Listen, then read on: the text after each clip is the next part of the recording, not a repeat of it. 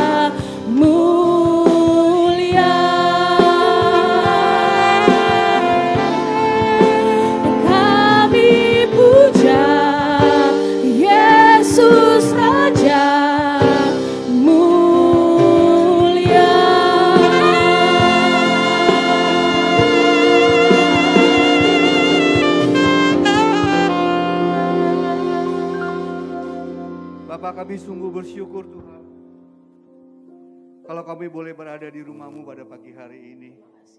Kami bersyukur kami semua dalam keadaan sehat Tuhan.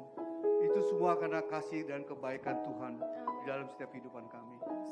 Sebelum kami masuk dalam ibadah yang kudus Tuhan, kalau ada kesalahan yang kami lakukan sepanjang minggu ini Tuhan, baik itu perbuatan kami, perkataan kami, bahkan pikiran kami yang tidak kudus Tuhan, ampuni kami Tuhan, sehingga kami boleh layak untuk masuk dalam ibadah-Mu yang kudus pada pagi hari ini. Urapi setiap daripada kami Tuhan, khususnya hamba-Mu yang akan menyampaikan firman-Mu Bapak Pendeta Wimko Tuhan. Biarlah apa yang menjadi kerinduan-Mu Engkau sampaikan melalui hamba-Mu ini Tuhan. Kami percaya firman yang ditaburkan tidak akan kembali dengan sia-sia. Terima kasih Bapa. Seberapapun kami yang ada saat ini, kami percaya 2-3 orang berkumpul dalam nama-Mu, Engkau hadir di tengah-tengah kami Tuhan. Saat ini Engkau ada di tengah-tengah kami Tuhan. Kalau Engkau ada di tengah-tengah kami Tuhan, pasti sesuatu terjadi Tuhan. Mujizat Tuhan pasti terjadi di tempat ini. Terima kasih Bapa. Beracara Tuhan. Kami akan mulai ibadah ini dengan doa yang Tuhan ajarkan kepada kami. Bapa kami yang ada di surga, dikuduskan nama-Mu. Datanglah kerajaan-Mu. Jadilah kehendak-Mu di bumi seperti di surga. Berikanlah kami pada hari ini makanan kami yang secukupnya. Dan ampunilah kami akan kesalahan kami, seperti kami juga mengampuni orang yang bersalah kepada kami. Dan janganlah membawa kami ke dalam pencobaan, tetapi lepaskanlah kami daripada yang jahat. Karena Engkaulah yang mempunyai kerajaan dan kuasa dan kemuliaan sampai selama-lamanya. Semua yang percaya mari sama-sama kita katakan amin. Silakan duduk saudara. Haleluya. Mari kita siapkan lebih lagi Tuhan. Kita percaya bahwa yang terindah, termanis hanya satu, yaitu Tuhan Yesus. Kau yang terindah di dalam hidup ini, tiada Tuhan, tiada Allah Tuhan yang seperti Engkau, besar perkasa penuh kemuliaan. Kau yang termanis di dalam hidup ini, ku cinta Kau lebih dari segalanya, besar kasih setiamu kepadaku. Ku sembah Kau, ya Allahku, ku tinggikan nama-Mu selalu, tiada lutut tak bertelut, menyembah Yesus Tuhan Rajaku. Mari kita pujikan. Kau yang terindah di dalam hidup ini, akui Dia, tiada Allah Tuhan yang seperti Engkau, besar perkasa penuh kemuliaan. Kau yang termanis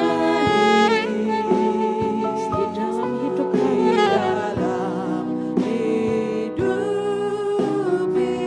Kami mencintai Engkau Tuhan lebih dari apapun.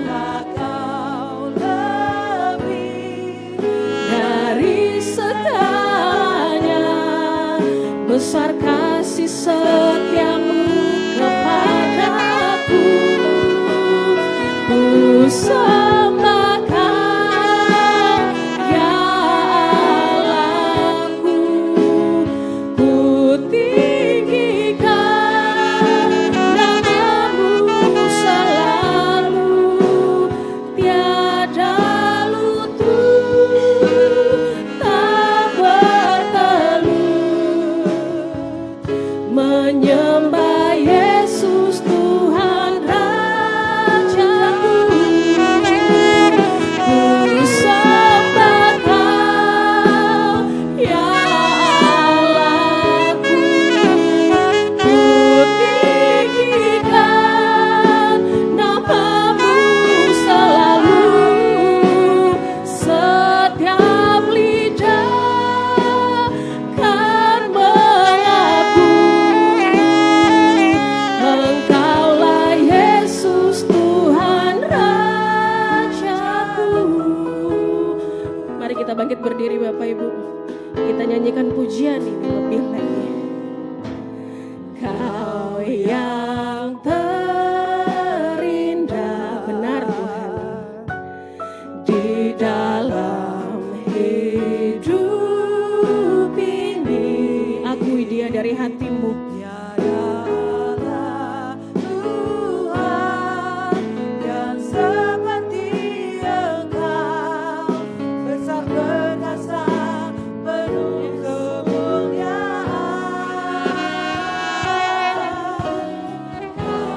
yang termanis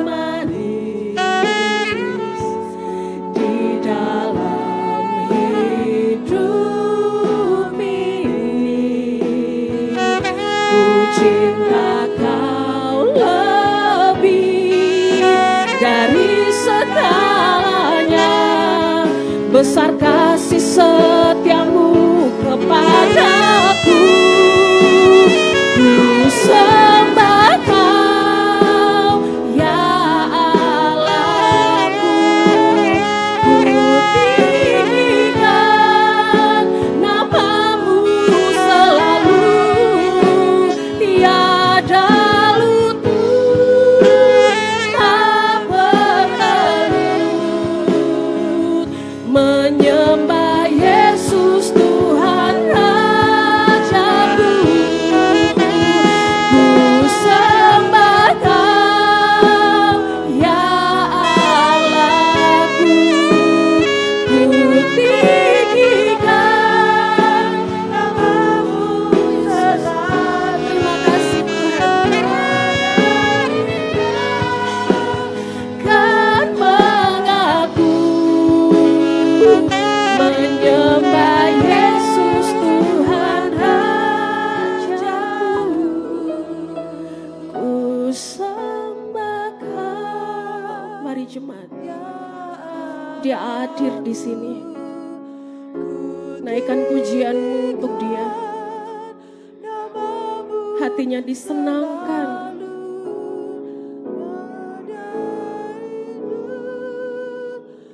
Yes Tuhan, terimalah setiap penyembahan kami Tuhan. Karena itulah yang bisa kami berikan Bapa. Ku sembah Kau, ya Allahku. Ku tinggikan nama-Mu selalu. Fokus dan tujuan kami hanya satu Tuhan. Kami tidak mau pikir yang lain Bapa. Kami mau hanya Tuhan. Kami mau hanya Tuhan. Kami mau hanya Tuhan. Katakan ku sembah. Ku sembah Kau, ya Allahku. Tinggikan nama-Mu selalu, tiada lutut tak bertelut. Menyembah Yesus Tuhan Rajaku. Ku sembah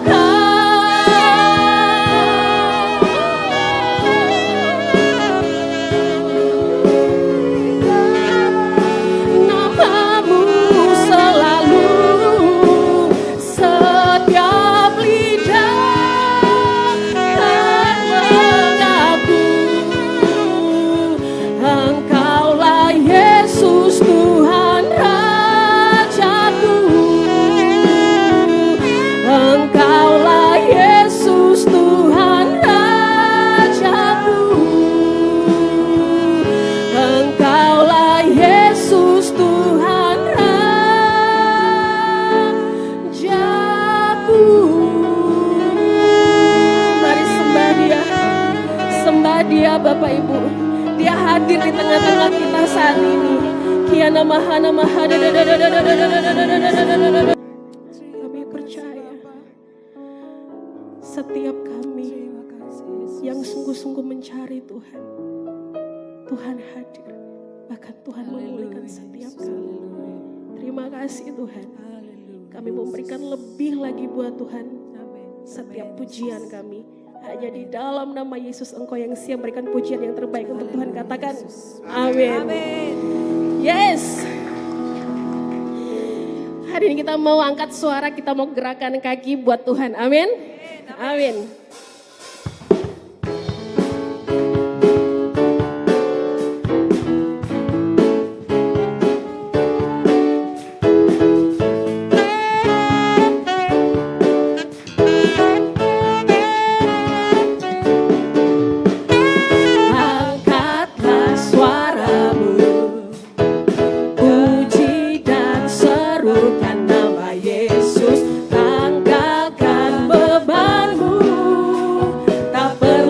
khawatir, sebab Dia sanggup gerakkan kakimu.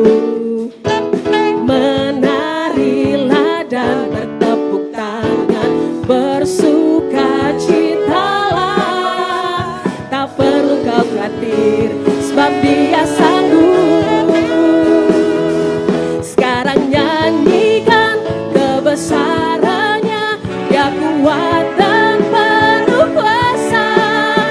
Bersorak-sorai karena kasih-Nya telah datang melawat kita. Nyanyi bagi Dia. Mari kita angkat. Angkatlah suaramu, puji dan serukan nama Yesus. Tanggalkan bebanmu, katakan, tak perlu ku khawatir, sebab Dia sanggup gerakkan kakimu. Menarilah dan bersukacitalah. Tak perlu ku khawatir, sebab Dia sanggup. Sekarang nyanyikan kebesarannya, Dia kuat dan penuh kuasa. Bersorak-sorai karena kasih-Nya telah datang melawat kita.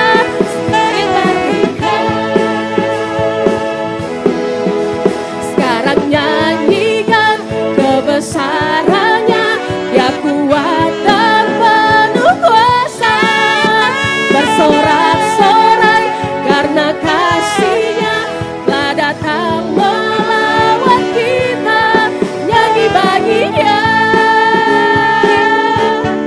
nyanyi bagi Dia,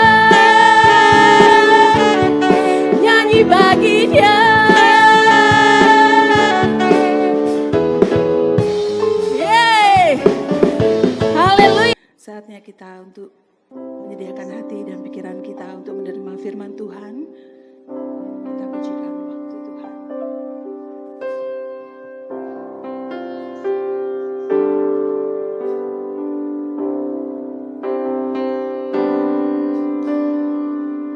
Bila kau izinkan sesuatu terjadi,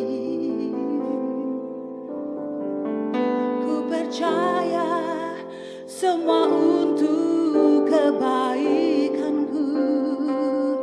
Bila nanti telah tiba waktumu, ku percaya kuasa-Mu memulihkan hidupku.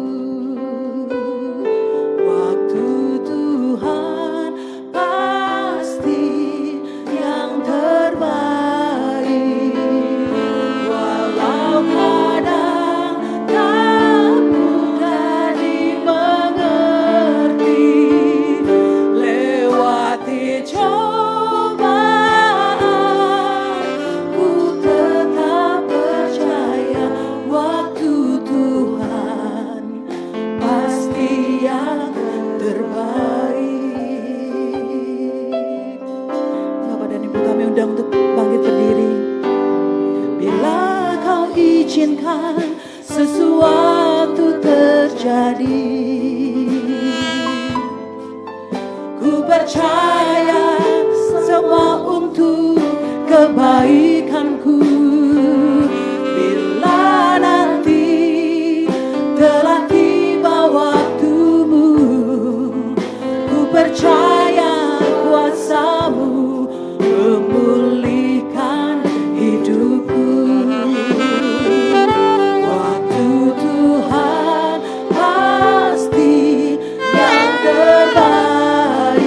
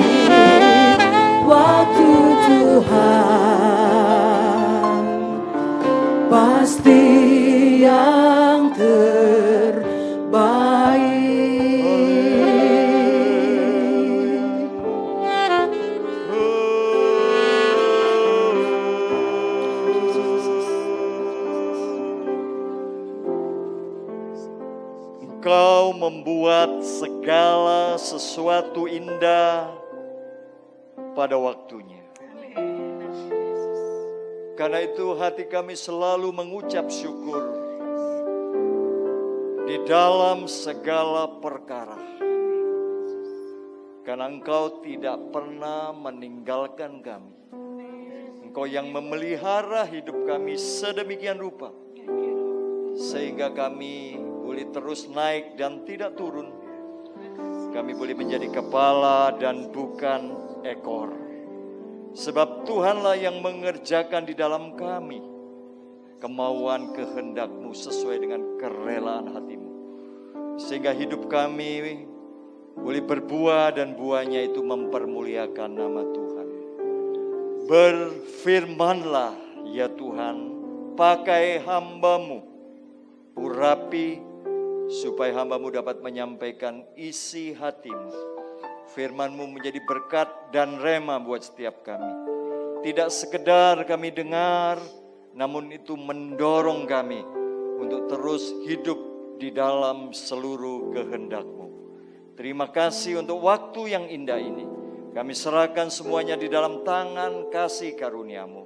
Roh Kudus sendiri yang mengajar kami. Di dalam nama di atas segala nama, yaitu di dalam nama Yesus Kristus Tuhan, kami berdoa dan mengucap syukur.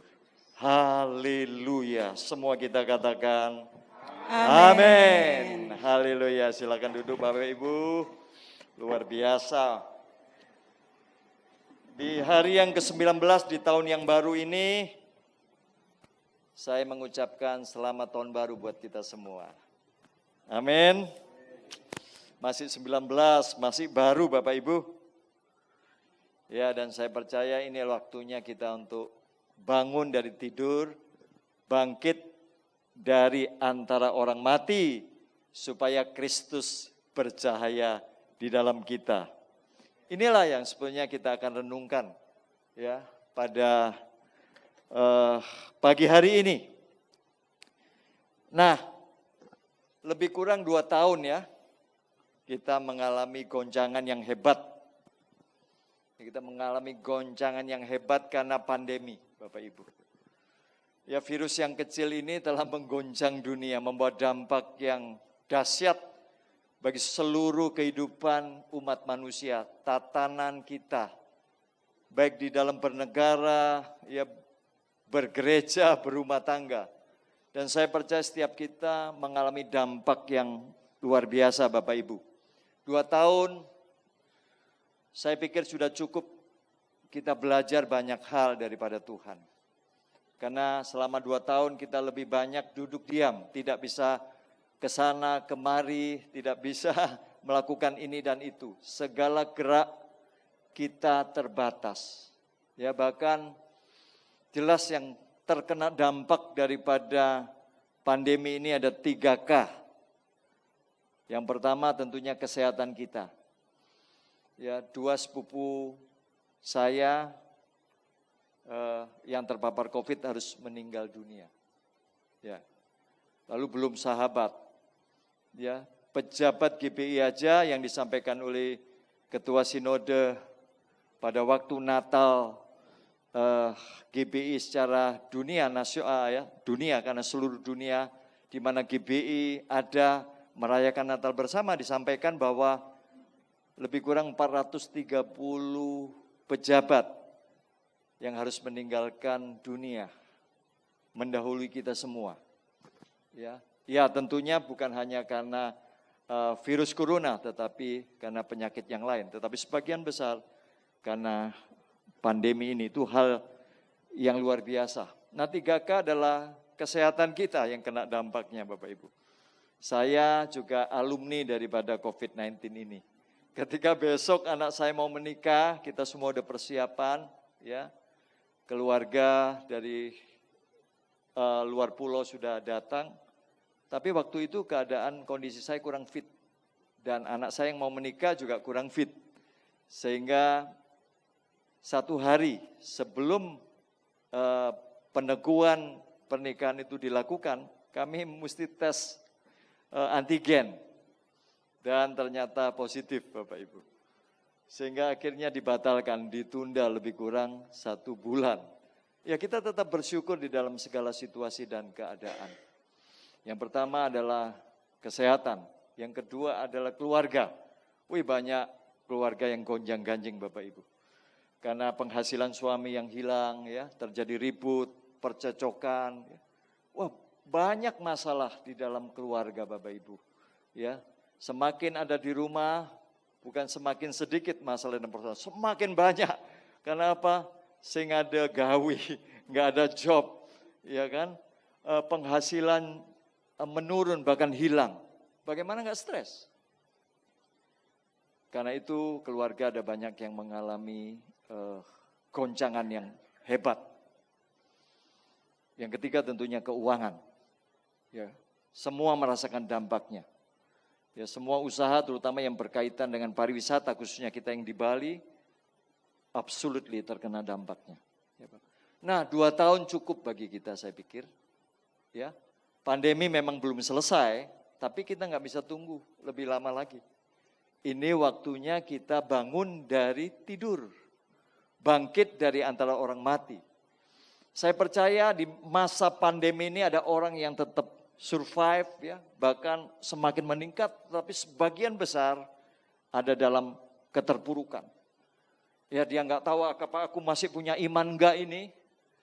Ya, karena kan nggak tahu jelas, ada banyak kekhawatiran, ada banyak kekecewaan, ada banyak kemarahan, semua mimpi buyar, semua pekerjaan yang sedang dirintis udah hancur dan rasanya ya itu hidup segan mati tak mau. Tetapi pesan Tuhan buat kita ini, di tahun ini mari kita mesti bangun dari tidur dan bangkit dari antara orang mati. Kita nggak bisa tunggu lebih lama lagi. Sekalipun Omikron konon masih sedang mengamuk di luar negeri ya. Dan puji Tuhan di Indonesia sekalipun ada peningkatan tetapi tidak sebesar yang ada di Inggris atau di Eropa Bapak Ibu. Nah ini yang kita patut syukurin. Tetapi sekali lagi, ini waktunya kita bangun dari tidur. Ya mungkin kita sudah tertidur, atau mungkin iman kita juga sudah mati, kita nggak tahu. Kita nggak tahu, tetapi firman Tuhan tidak pernah salah Bapak Ibu. Ya.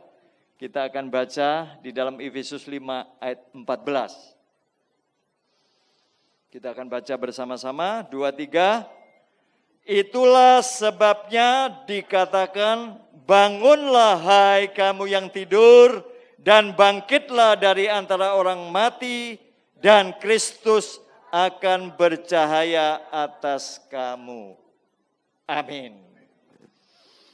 Jadi Bapak Ibu, Rasul Paulus juga mengatakan hidup adalah Kristus dan mati adalah keuntungan.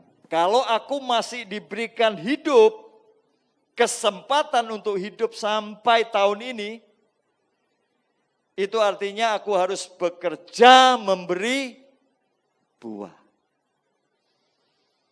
Ya kan? Karena kita tahu kita hidup di dunia ini hanya bersifat sementara. Ya. Beberapa minggu yang lalu kakak ipar saya meninggal dunia. Bukan karena penyakit COVID, tetapi karena nyebrang dari rumahnya. Dari beli pulsa, nyebrang ke rumahnya yang jalannya cukup pendek Bapak Ibu. Ya malam hari dan ada motor yang nggak melihat. Menabrak dia, terpelanting, kepalanya menghantam aspal dan koma. Hanya 4 hari meninggal dunia. Dalam keadaan sehat, gak ada penyakit apa-apa. Usianya memang 71 tahun, tapi dia masih aktif membuka tukunya. Ya kan? Lalu baru beberapa hari yang lalu, kami juga memakamkan jemaat yang karena kanker ovarium dalam usia 49 tahun. Jadi Bapak Ibu, kematian itu satu keniscayaan. Ya, nggak perlu sakit, nggak perlu tua. Kapan saja bisa datang. Tetapi sekali lagi firman Tuhan mengingatkan kepada kita semua bahwa kalau kita masih diberikan kesempatan untuk hidup melihat tahun 2022, itu artinya kita mesti bangun dari tidur, kita mesti bangkit dari antara orang mati, agar Kristus bisa bercahaya. Hidup kita bisa bermakna, hidup kita sungguh berbuah dan buahnya itu bisa dinikmati oleh Tuhan terutama, dan keluarga, dan banyak orang bahkan yang tidak mengenal Kristus. Buah yang ada di dalam kita harus bisa dinikmati. Karena itu saya selalu berdoa gini, Tuhan kalau saya sudah gak berguna lagi, buat apa saya hidup lama-lama? Kan gitu kan? Benalu itu gak ada artinya, gak ada gunanya dia hidup. Saya kan kalau kita punya pohon mangga atau pohon apa dan ada benalu, kita tahu itu benalu, apa yang kita lakukan Bapak Ibu? Kita cabut, kita buang. Sama sebetulnya, hidup kita kalau nggak berguna buat apa sudah? Nggak berguna buat Tuhan, nggak berguna buat keluarga, nggak berguna buat gereja, nggak berguna buat masyarakat. Saya berdoa, Tuhan kalau saya sudah tidak berguna, saya nggak mau hidup lagi. Saya mau pulang. Udah buat apa? Ngerepotin yang masih hidup. Ya, tapi prinsip ini tentunya nggak sama, nggak apa-apa. Tapi prinsip firman Tuhan harus sama.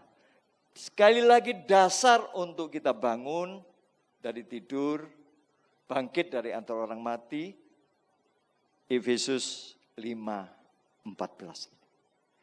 Ini firman Tuhan yang tetap relevan. Sudah cukup 2 tahun masa kita belajar. Sudah cukup 2 tahun kita masuk akademi, ya kan?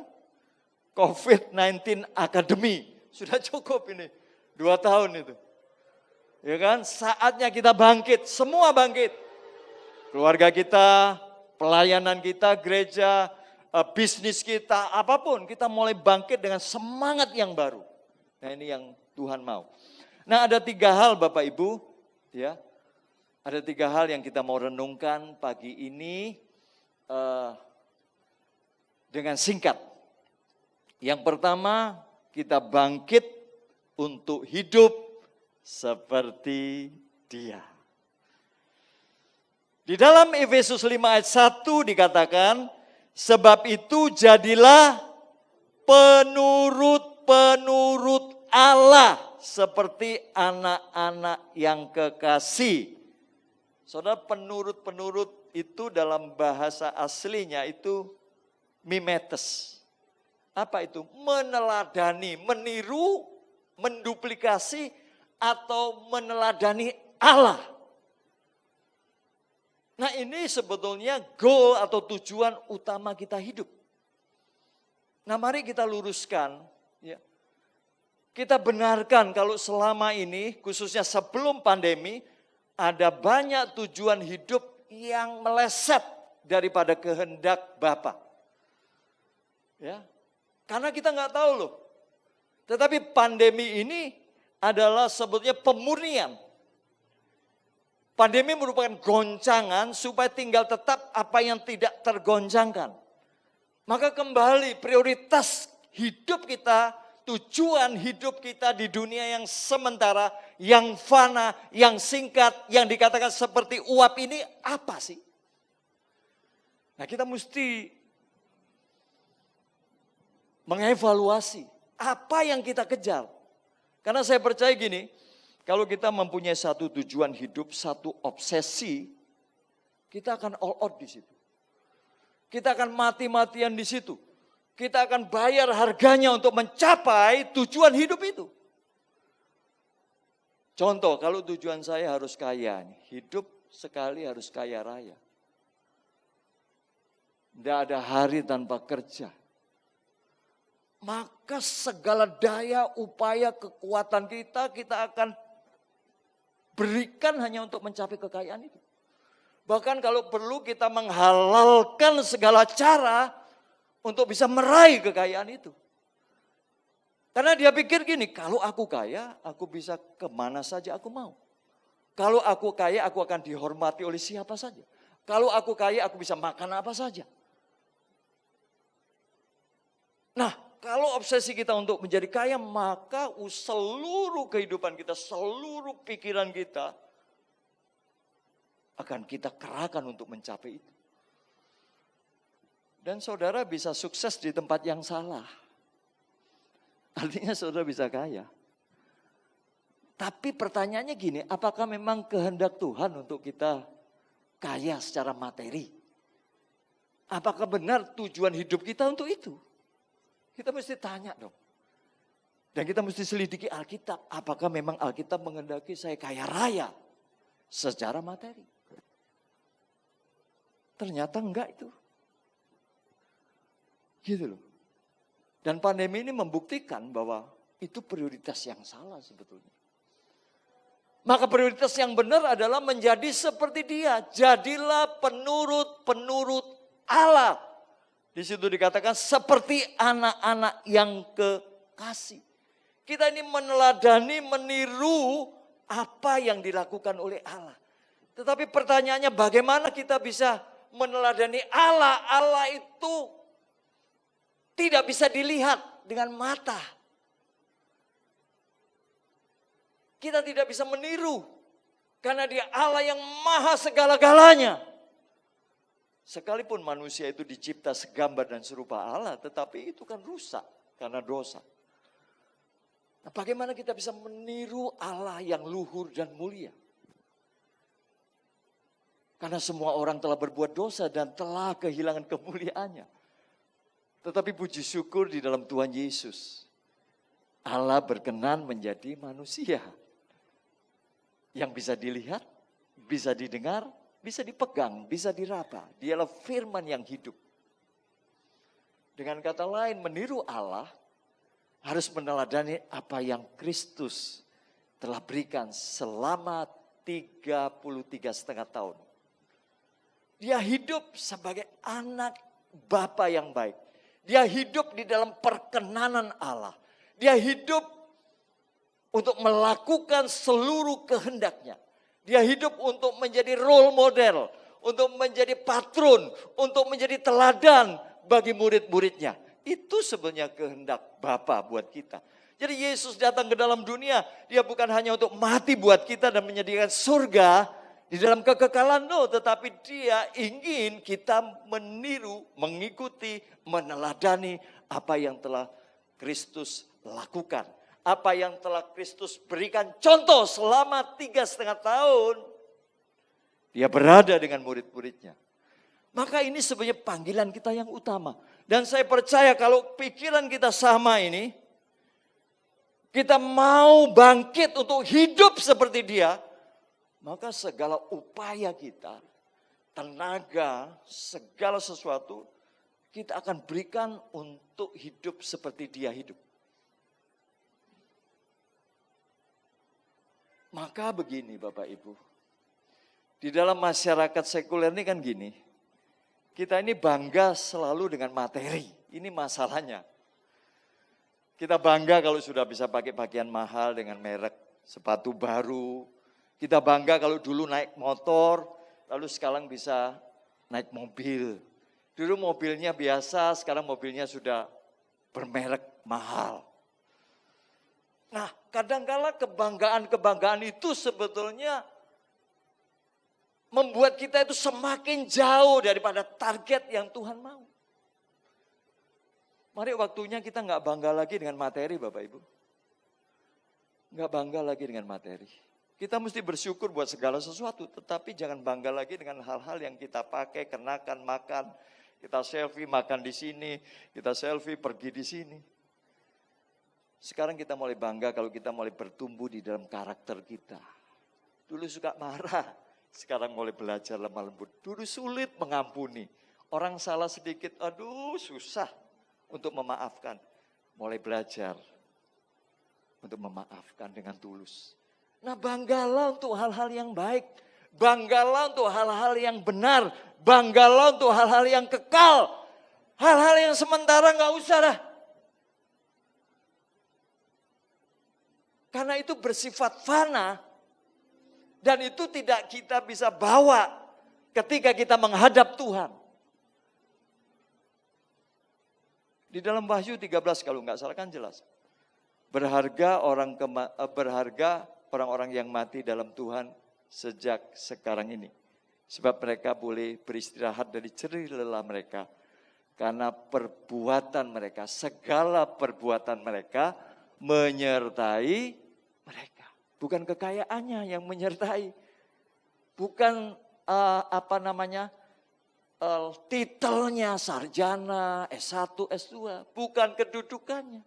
Perbuatannya yang menyertai dia menghadap Tuhan. Dan tidak ada perbuatan yang mulia selain perbuatan yang lahir dari iman. Perbuatan yang Kristus telah pertunjukkan di hadapan umatnya. Maka kita hanya meniru Bapak Ibu. Jujur nih gampang gak niru ini? Ya kita paling gampang niru. Anak kecil itu gak usah diajari untuk meniru orang tuanya. Dia otomatis akan meniru. Demikian Tuhan mau kita meniru. Apa yang dilakukan Tuhan, lakukan itu. Ya, perhatikan. Di dalam 1 Petrus 2 ayat 21. 1 Petrus 2 ayat 21. Sebab untuk itulah kamu dipanggil. Perhatikan kita semua dipanggil. Untuk apa? Karena Kristus pun telah menderita untuk kamu dan telah meninggalkan teladan bagimu supaya kamu apa? Mengikuti jejaknya. Kita cuma ngikutin jejaknya, tidak membuat jejak yang baru. Mungkin jejak kita salah di waktu yang lalu. Sekarang waktunya kita bangun, kita bangkit untuk mengikuti jejaknya. Perhatikan ayat 22 kita baca. Ia tidak berbuat dosa dan tipu tidak ada dalam mulutnya. Ketika ia dicaci maki, ia tidak membalas dengan mencaci maki. Ketika ia menderita, ia tidak mengancam, tetapi ia menyerahkannya kepada Dia yang menghakimi dengan adil. Ini peragaan Bapak Ibu. Nah kita harus meneladani, kita tidak lagi berbuat dosa. Tapi ada sebagian orang yang masih suka melakukan hal yang tidak berkenan. Nah kita mesti meneladani Kristus dalam kemanusiaannya, dia memberikan contoh. Beginilah cara hidup yang dikehendaki oleh Allah. Karena itu masalah kaya miskin bukan masalah itu, biarin aja. Mau kaya mau miskin itu bukan masalah. Tetapi menjadi seperti Kristus ini masalah besar yang kita mesti capai semua. Mau yang muda, mau yang tua. Kita harus terarah bahwa kita harus bangkit untuk hidup seperti Kristus hidup. Bagaimana dengan kita ketika kita dicaci maki? Apakah kita membalas dengan caci maki? Berarti kita tidak meniru apa yang diteladankan oleh Kristus. Nah, tidak mudah, tapi karena kita tahu tujuan kita, goal kita yang utama dalam menjadi seperti Dia. Kita mau untuk belajar Bapak Ibu. Kita mau, kita akan fokus. Mungkin kita gagal, Tuhan tolong sekali lagi. Aku mau bisa, ketika aku dicaci maki, aku tidak membalas dengan caci maki. Ketika aku disakiti, aku belajar untuk mengampuni dengan tulus. Dan sebagainya, dan sebagainya. Dan ini yang harus kita banggakan ketika kita bisa hidup seperti Kristus. Amin Bapak Ibu. Sekalipun mungkin, ya kita kembalikan bahwa gini. Ketika kita bisa meneladani Kristus, sebetulnya kita nggak bisa sombong. Itu normatif sebetulnya, itu hal yang normal. Karena manusia diciptakan segambar dan serupa Allah. Dan kalau kita mengacu kepada Kristus sebagai teladan kita, coba. Kalau saudara membayangkan Kristus, apa yang paling dominan dalam kehidupan Kristus? Apa ya? Karakter dia yang paling kuat apa? Kasihnya, kelemah lembutannya, kerendah hatiannya, menghakimi. Tapi kita kan seringkali mudah menghakimi ya, bukan di sini, di sono. Di tempat saya itu suka menghakimi. Pokoknya ada orang pelayan Tuhan salah, udah dihakimin. Gak pernah doa sih, ya gak pernah baca firman sih, gitu kan. Sulit. Tapi lihat Kristus. ketika ada seorang perempuan yang berzina, dan semua orang hendak melempari dia, Yesus cuma berkata, siapa di antara kamu yang tidak berdosa, baiklah ia yang pertama kali melempar wanita ini dengan batu. Dan sadar bahwa kita semua berdosa kok. Nah kalau kita semua berdosa, mengapa kita harus menghakimi? Dalam hal ini meluruskan boleh, menegur boleh, menghakimi itu membuat kita lebih hebat, lebih tinggi, lebih benar daripada dia. Oh enggak. Kita mesti belajar, Kristus tuh jauh lebih benar dari semua manusia pada waktu itu. Tetapi dia tidak menghakimi. Hai ibu, di manakah mereka? Apakah mereka menghukum engkau? Tidak, aku pun tidak. Tapi jangan berbuat dosa lagi. Itu solusi Bapak Ibu. Jadi ketika ada orang yang berbuat dosa, jangan dihakimi. Sayangi dia dan katakan jangan lagi berbuat hal yang seperti itu. Maka dia akan merasa nyaman Bapak Ibu. Nah inilah yang pertama kita mesti bangkit untuk hidup seperti dia. Tata atur lagi prioritas hidup kita. Ya kan? Evaluasi terus bagaimana karakter saya. Sampai detik ini saya pun masih bergumul Bapak Ibu. Dan rumah tangga adalah tempat pendidikan yang paling baik untuk mengasah karakter kita. Kalau di depan orang kita bisa bersikap manis karena nggak kumpul. Kita bisa jaga image. Tetapi di dalam keluarga kita akan menjadi seperti apa adanya. Nah Tuhan mau kita yang apa adanya itulah yang seperti Kristus. Sekali lagi Tuhan datang supaya dia bisa mengembalikan image, citra manusia yang telah rusak. Gambar Allah yang telah rusak. Sehingga saudara dan saya memiliki God's image, citra Kristus itu. Bukan cari pencitraan tetapi citra Kristus itu nyata dalam kehidupan kita sehari-hari. Yang kedua, kita bangkit untuk hidup dalam kasih. Perhatikan Efesus 5 ayat 2. Dan hiduplah di dalam kasih, sebagaimana Kristus Yesus juga telah mengasihi kamu dan telah menyerahkan dirinya untuk kita sebagai persembahan dan korban yang harum bagi Allah. Saya percaya kita sudah capek lelah hidup dalam kebencian, kedengkian, iri. Capek kita. Gak nyaman hidup seperti itu. Kalau kita melihat orang yang lebih berhasil, waduh dada ini bergemuruh. Harusnya yang kita ikut senang kalau ada orang lain yang sukses. Tapi dalam hal itu pun kita sulit. Kenapa? Karena memang kita nggak hidup dalam kasih. Soalnya kalau kita hidup dalam kasih, kita akan hidup dalam damai sejahtera Allah. Rumah tangga kita akan penuh dengan damai sejahtera. Tanpa kasih seperti sayur tanpa garam Bapak Ibu. Tidak ada keindahan di situ. Ketika kasih kita mulai dingin, ketika kasih kita mulai luntur, maka setiap hari kita akan cekcok. Masalah sekecil apapun akan menimbulkan konflik yang besar. Kenapa? Karena memang kita nggak hidup dalam kasih. Karena itu mari ini prioritas yang kedua untuk kita sungguh-sungguh hidup di dalam kasih. Kasih Kristus, kasih agape, kasih yang berkorban. Wow. Saya banyak belajar selama 2 tahun ini, benar-benar. Ya, awalnya memang enggak ngerti ya. Dan sering terjadi konflik. Baik dengan istri, dengan anak. Tetapi dengan berjalannya waktu, belajar ya. Memang disinilah kita dibentuk. Kita cek kenapa ada banyak orang yang akhirnya sampai divorce. Dalam situasi pandemi ini harusnya bersatu tapi mereka malah divorce. Ya kan? Ternyata memang kasih ini sudah nggak ada Bapak Ibu. Udah tawar. Karena itu saya mendorong kita semua yuk. Kasih paling mudah diucapkan, paling enak diucapkan. Tetapi sebetulnya paling indah untuk dilakukan. Paling indah untuk dilakukan. Kalau kita punya kasih Kristus, kita akan rela berkorban. Saudara, mengampuni itu berkorban enggak? Berkorban. Apalagi kalau kita enggak salah misalnya.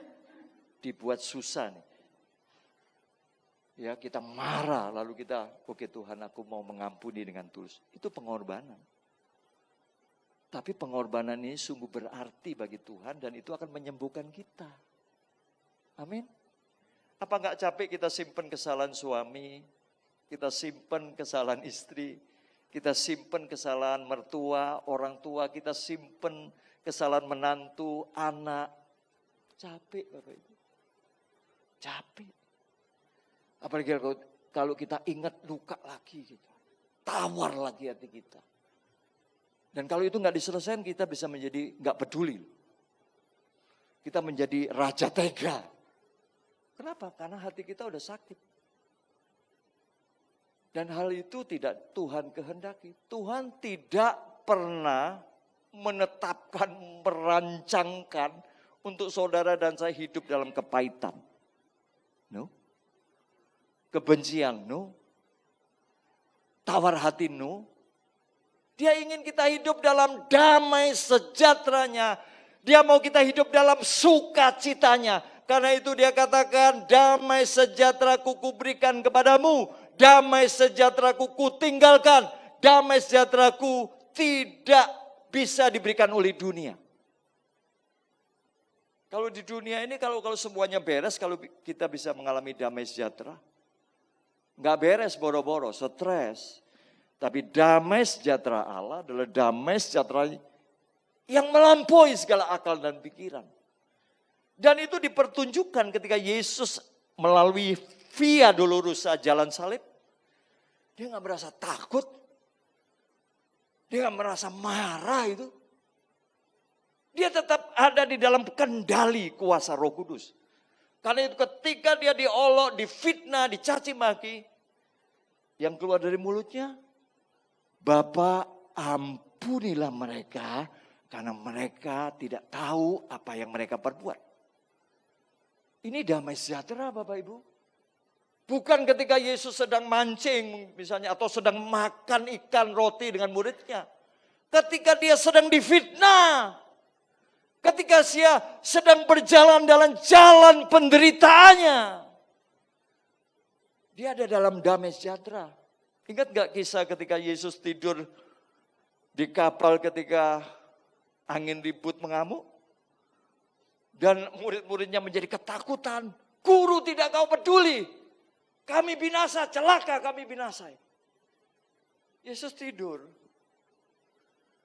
Dia ada dalam damai sejahtera Bapak Ibu. Kenapa? Karena Yesus itu kasih. Kasih yang menjadi daging Bapak Ibu. Karena bagi Yesus berkorban, itulah wujud dari kasih yang sejati. Nah ini yang kita mesti usahakan Bapak Ibu. Dengan segenap hati, Tuhan tolong. Aku enggak mau cuma mendengar firman-Mu. Aku mau mengalaminya. Amin Bapak Ibu. Ayo saya ingin mengalaminya. Setiap hari sepanjang hidup yang Tuhan berikan. Maka kita menyia-nyiakan hidup ini ketika kita enggak fokus lagi hidup dalam kasih. Nah Bapak Ibu belajar ya mulai dari hal-hal yang kecil dan sepele. Pokoknya ingat segala sesuatu yang enggak berkenan, yang enggak baik, buang dari hati kita. Yang baik simpan. Yang baik simpan. Yang baik simpan. Mumpung masih hidup. Banyak orang itu mengenang kebaikan kalau dia sudah meninggal. Baru sadar. Iya ya suamiku ini suami yang baik. Istriku istri yang baik, sabar. Aduh ceceku ini kakakku ini kakak yang baik. Anakku anak yang baik. Tapi ketika dia sudah terbujur kaku. Di dalam peti mati kita baru sadar. Enggak bisa, terlambat. Kenapa kita enggak melihat kebaikan selama mereka masih hidup? Kenapa kita bisa melihat kebaikan setelah mereka mati? Mari kita belajar seperti Yesus melihat. Dia memandang setiap orang diciptakan segambar dan serupa Kristus.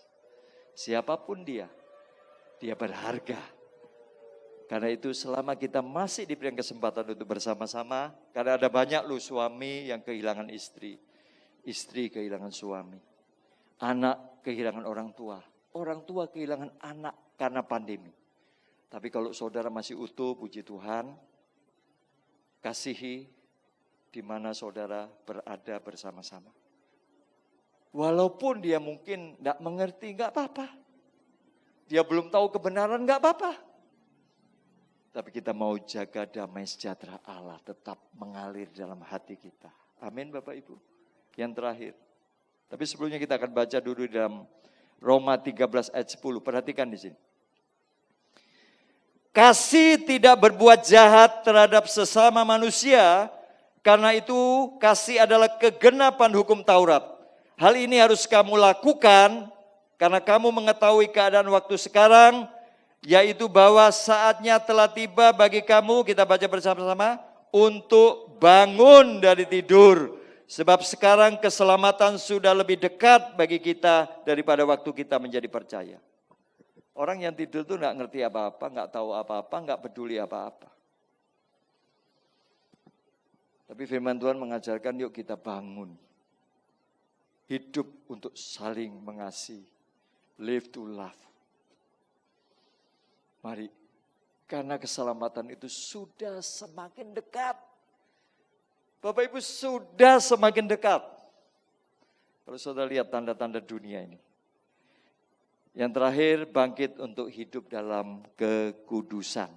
Di dalam Efesus 5 ayat yang ketiga dikatakan, tetapi percabulan dan rupa-rupa kecemaran atau keserakahan disebut saja pun jangan di antara kamu, sebagaimana sepatutnya bagi orang-orang kudus. Demikian juga perkataan yang kotor, yang kosong atau yang sembrono, karena hal-hal ini tidak pantas. Tetapi sebaliknya ucapkanlah syukur, karena ingatlah ini baik-baik, tidak ada orang sundal, orang cemar atau orang serakah, artinya penyembah berhala, yang mendapat bagian di dalam kerajaan Kristus dan Allah. Saya tidak tahu bagaimana kehidupan Bapak Ibu Saudara sekalian. Tetapi firman Tuhan jelas, tegas, gamblang. Enggak usah pakai doktrin untuk memahaminya. Tuhan datang untuk menguduskan kita, menyucikan kita. Ya hiduplah sesuai dengan apa yang Tuhan sudah kerjakan buat kita. Hiduplah di dalam kekudusan, karena tidak seorang pun akan melihat Allah tanpa kekudusan. Saya sedih, ya, ada seorang yang orang percaya ini Bapak Ibu, orang percaya dia, orang Kristen maksudnya. Ya tetapi saya sedih ketika dia katakan ya, ada salah satu temannya datang kepada saya ngasih tahu bahwa orang itu Pak nggak benar loh Pak hidupnya. Dia sering selingkuh. Oh iya? Iya. Ya, bahkan masih saudara daripada suaminya. Hancur hati ini Bapak Ibu. Hancur. Ini sudah bukan waktunya lagi hidup di dalam ketidaksenonoan. Hidup ini kan yang pantas, yang sepadan dengan panggilan itu kan. Dulu ketika saya belum hidup sungguh-sungguh dalam Tuhan, ya memang hidup seperti orang-orang duniawi. Yang melakukan hal-hal yang tidak berkenan itu bagian daripada hidup sehari-hari. Yang gak perlu saya ceritakan di sini lagi, ya sudah dulu. Ya hidup gak karuan lah. Tetapi setelah saya mengerti bahwa Yesus mati untuk perbuatan-perbuatan yang tidak benar, yang tidak baik, yang tidak senonoh, yang amoral, itu berhenti saya.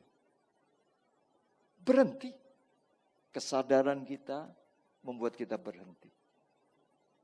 Karena Tuhan ingin kita hidup sepadan dengan panggilan itu. Pantas gitu loh. Karena sekarang ini kan kepantasan sudah tidak ada dalam kehidupan kita. Sulit untuk cari yang pantas. Pantas ini gini loh. Misalnya berpakaian ya, kita tidak akan berpakaian tidur, daster misalnya untuk pergi bekerja di kantor. Itu nggak pantas. Semua tahu. Apa kita mau tidur dengan pakai jas lengkap gitu juga nggak pantas kan. Bukan pada tempatnya. Nah kalau kita notabene adalah orang-orang yang dipanggil menjadi milik Kristus, hiduplah sesuai dengan panggilan itu. Udah, so simple sebetulnya. Yuk mari kita hidup sebagaimana Dia kehendaki. Hiduplah dalam kekudusan. Kekudusan ini dimulai dari hati dan pikiran kita. Aduh sekarang Bapak Ibu, gadget ini luar biasa. Dulu maaf ya kalau kita mau lihat pornografi itu sulit minta ampun. Harus bayar ratusan ribu ya mungkin waktu itu. Karena ada majalah Penthouse, majalah Playboy. Itu kan dulu nggak sembarang beredar itu. Harus lihat video yang triple X itu. Tapi sekarang dengan gadget ini setiap saat kita bisa lihat. Nah kita mesti jaga nih kekudusan. Perkataan kita. Kita mulai selaraskan dengan panggilan itu. Selaraskan aja. Hoak, jangan ini buahnya hoak di sini. Waduh sulit dah. Tapi kita dipanggil untuk menyuarakan kebenaran. Ya kan? Sampaikan kebenaran itu. Sampaikan firman itu sekalipun ayatnya nggak perlu saudara. Oh ini terambil dalam Efesus 4, Efesus 5, enggak perlu. Tapi esensi dari kebenaran itu yang kita mesti tampilkan, yang kita mesti sampaikan, yang kita mesti hidupi. Jadi mari Bapak Ibu, kita mau hidup sesuai dengan panggilan itu. Ya, kita mau hidup sebagaimana Tuhan kehendaki. Dia telah memanggil kita, menguduskan kita, membenarkan kita. Ya. Kita pun mesti mengikuti jejaknya, kita mau bangkit dalam hidup dalam kekudusan. Dan saya percaya kalau kita lakukan, ya kapan saja Tuhan panggil kan, I'm ready Tuhan. Karena itu saya katakan begini, cara kita lahir dan cara kita mati nggak ada masalah Bapak Ibu. Mau lahir dari suku apa saja, mau lahir di mana saja, nggak ada masalah. Demikian cara mati kita. Ya kan, mau mati kapan saja, mau tua, mau muda, mau mati karena apa, ya nggak ada masalah. Tetapi yang paling penting adalah cara hidup kita. Harus benar.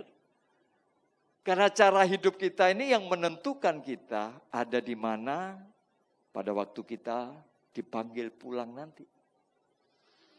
Jadi sekali lagi selama kita masih diberikan kesempatan untuk hidup, sampai hari ini itu artinya bagiku bekerja memberi buah. Mari kita bangun dari tidur, bangkit dari antara orang mati, supaya Kristus bercahaya. Haleluya.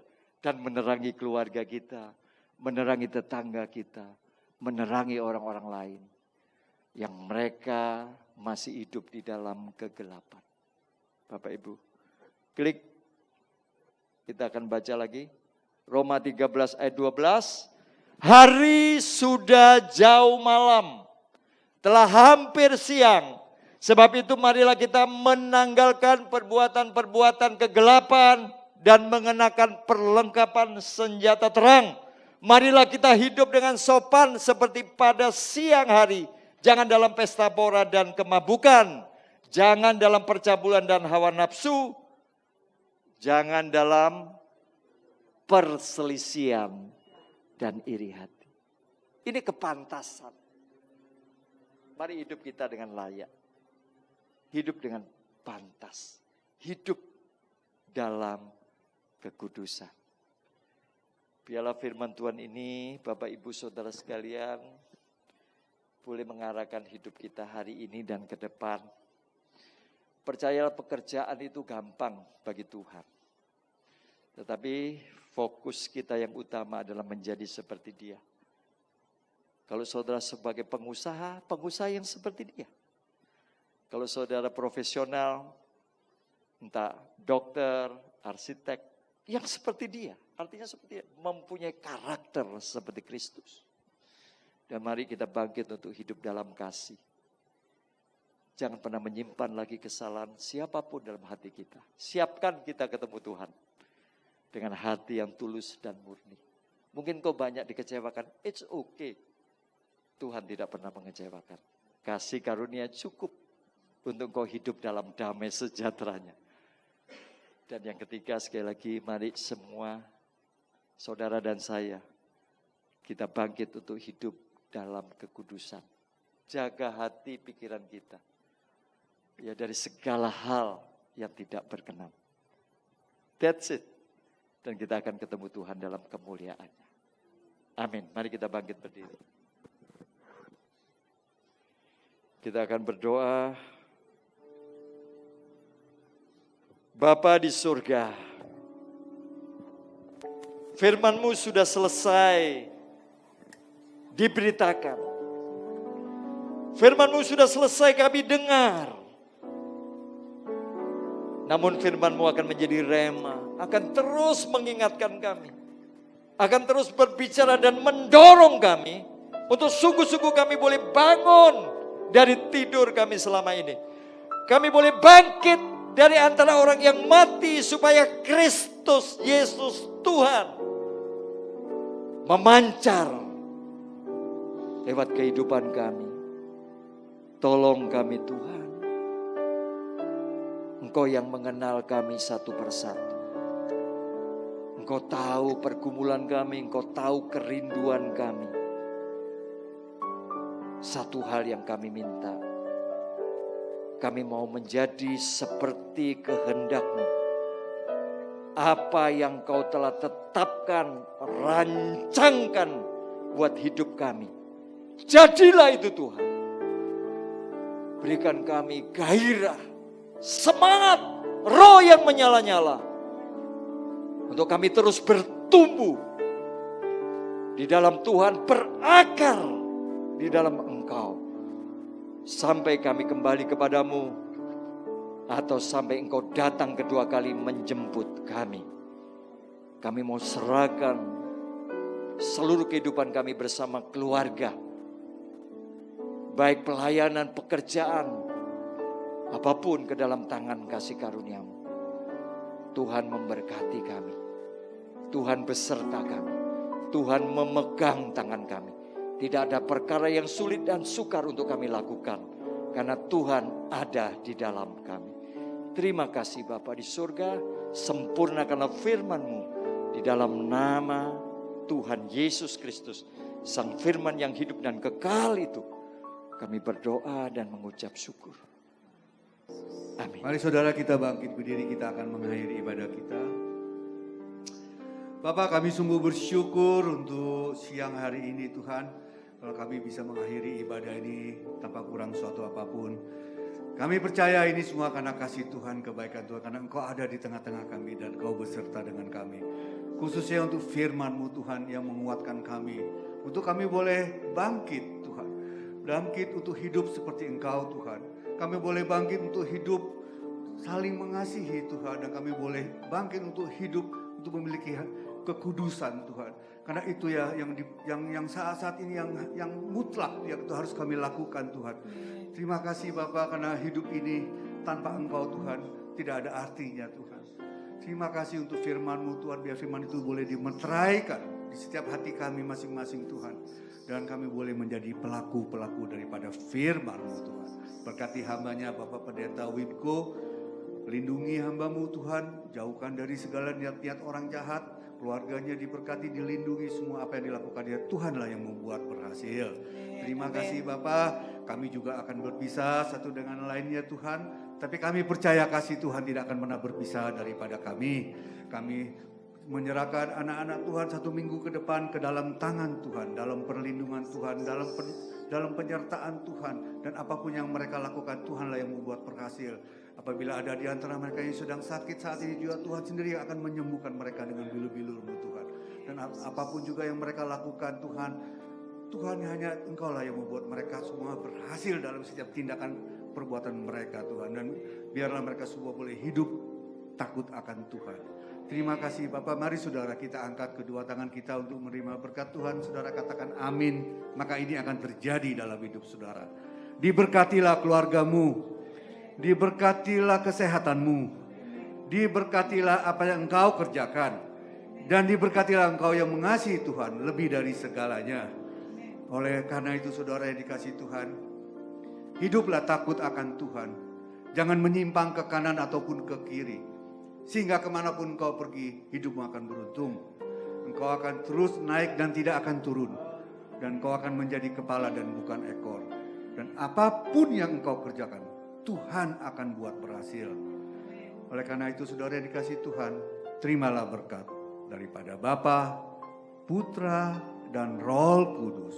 Mulai saat ini sampai Maranatha, Yesus datang untuk kedua kalinya. Semua yang percaya dan telah menerima berkat Tuhan, mari sama-sama kita katakan amin.